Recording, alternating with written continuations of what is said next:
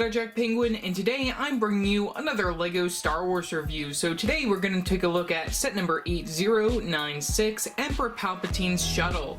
This set includes 592 pieces and originally retailed for $59.99 back in July of 2010. Obviously, I got this set back in the day. I still actually own the original box to this set. I did collect a lot of my older Star Wars boxes, so you'll be able to see those within some of my reviews. So getting right into this, here is the box for the set. We get the LEGO and Star Wars logo at the very top, as well as Captain Rex. Really love those Clone Wars box arts right there, just showing that we did get some Clone Wars sets around this time period. We of course do get our minifigures at the very bottom, a very nice dark red background going right there with some lava for Mustafar, which of course this is based off Star Wars Episode 3, Revenge of the Sith. I think that this is a very interesting ship for LEGO to have made at this time, and I'm really happy that they did actually make it, and also this I believe is the first time that LEGO actually made this ship. Moving to the very back of the box, we can take a look. We have some play features for this set. Over here we have the regular stuff that's shown on the front, your Captain Rex and the LEGO Star Wars logo,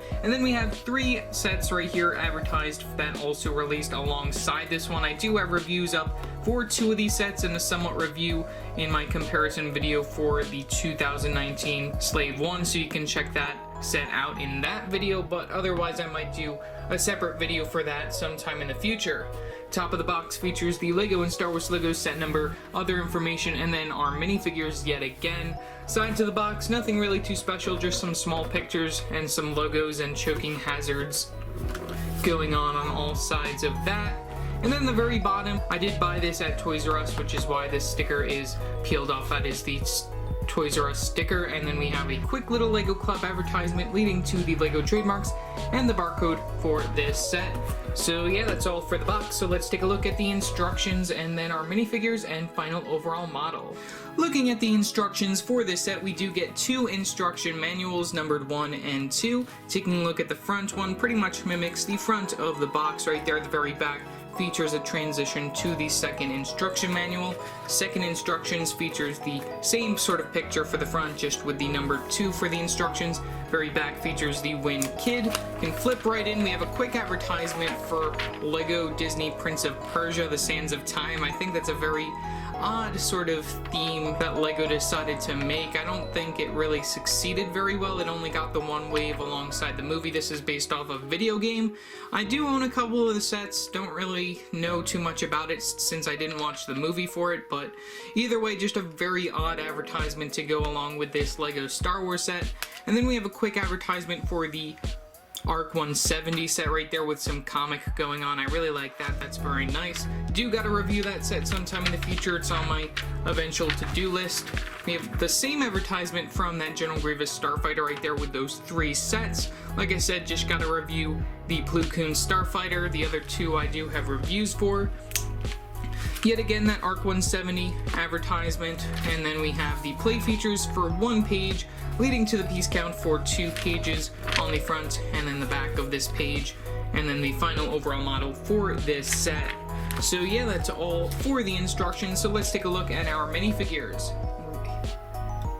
Looking at our first minifigure, we have Emperor Palpatine. This minifigure is not exclusive to the set. This minifigure can also be a variant version of him that comes within the 2008 LEGO Star Wars Death Star set, that being set number 10188. I did review that set. I don't know if I used this minifigure to look at or if I used a different minifigure, but this is a version of Emperor Palpatine that you could have gotten within that set, one of the later releases probably. But taking an overall look at his character, this is of course after his transformation into Darth Sidious, where he has his more dark gray skin after using that Force Lightning. You can see we get some plain black legs, plain black arms and hands. We do get the front printing for the torso. I don't think we get any back printing. You can just lift up the cape to get a better look at that. No back printing. We get a black cape for his character, one of the older style capes, and then of course we do get the older style black hood piece for his character, which you can lift up to see a better look at the torso printing right there, using that sort of like bow tie thing going on. I never really knew what that is, but I guess it's like where his cape attaches. And then of course we only have the 1 facial expression for Emperor Palpatine, no double-sided facial expression for his character. Of course they changed the color of his skin from gray to like a tan color as they moved forward within the LEGO Star Wars theme, and then his one accessory is of a red lightsaber, so that's very nice to get as well.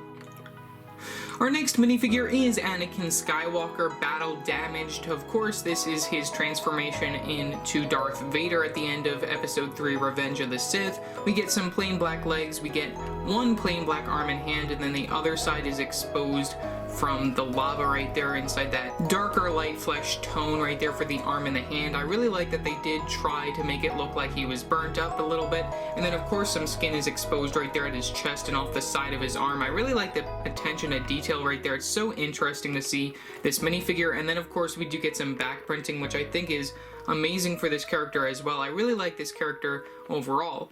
And then we have the older style Darth Vader helmet piece from way back when. You can take that off to expose Anakin's headpiece. We don't get a hair piece for his character since his hair all dissolved from the lava. And then you do get some cuts and bruises on his character just overall.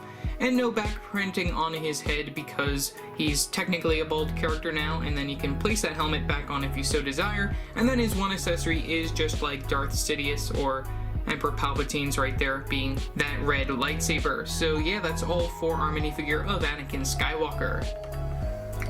Our next minifigure is a clone pilot character. This is of course a Phase 2 clone pilot, and this is when Order 66 goes into effect, so now he follows Emperor Palpatine's orders, and I guess Anakin's orders now somewhat, but this character is very nice. I do like the sand blue for the legs and the arms. Those are pretty nice to get. We get some plain white hands, and we also do get the printing on the very front of the torso for the overall outfit of the character, and then some additional back printing, which is pretty nice effect as well. We get a very interesting headpiece for this character, plain white, using this sort of like goggles technique, and also like the remainder of what should be underneath the helmet. So you can see the helmet does have a little bit of a hole there, so then you can see the front of the head. I think that's very nice. And then of course the helmet does have some very nice printing on it. You can see that overall on the character. So yeah, that's pretty much all that I gotta say for the clone pilot. And then the final minifigure is a 2-1B medical droid. This character I think is very interesting to have been included within the set. This is the first time that they actually included a medical droid type character that looked like this within a set, so that's very nice to see that they did make a special mold for it, which they later on used and recolored in some other sets. This character uses the battle droid legs inside that dark gray color, and then one of those straight battle droid arms on this side, and then we use one of those Echo Force arms on the other side. I guess that's just if you want to add an attachment or something, like a chainsaw or something if he's trying to saw off something. I think that's very nice that they did try to give him a sort of different extension arm to his character. And then of course we do get some very nice printing on the overall front of the character. I really like how that turned out. And then there's a look at the back if you were interested in that. So yeah, that's pretty much all for our minifigures. Okay, so here's the overall model for Emperor Palpatine's shuttle. This is the first time that we ever got this vehicle within LEGO form. I think that LEGO did a wonderful job making the ship. We only used 2 stickers for the very front of the cockpit right here on this windshield piece, which I think is very nice that they didn't put a lot of stickers on there. And then we do get some additional printed pieces. If you're interested, I will go through those as well.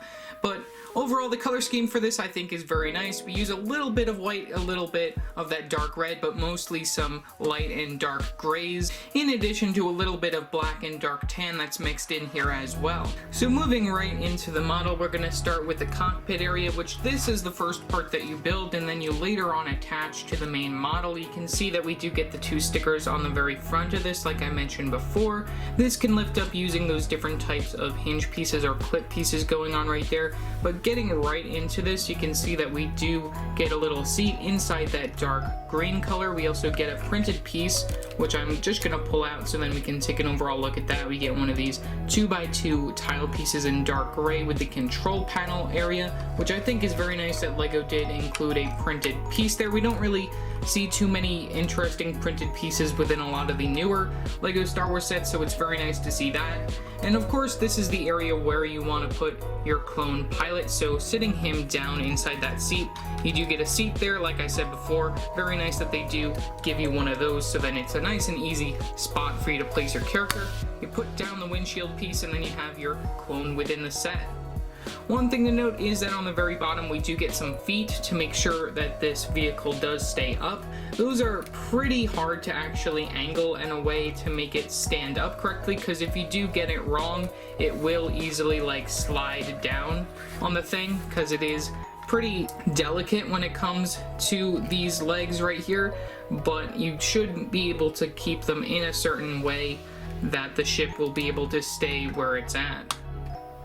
Moving to the side wings over here, you can see that those can also lift up and down. Those use some different types of Technic functions, just like the legs down here, which those, like I said, they need to be just in the perfect position to make sure that this thing stays where it is, otherwise they do fall down quite easily. There are a lot of different Technic functions in this set, and like I said, the wings do provide a lot of the major Technic functions. You can put them out like that, or you can fold them up at the very top of the ship. I do like how they give you different types of options of how you can have this ship look, and then even better, if you want to, you can have the ship look like that. I will have to zoom out the best I can right there to get the best view of this, but you can have your ship like this, which I think is probably the best attack formation for the ship. So folding up these wings back where they belong up on the very top of the ship, you can just see how the ship works like that.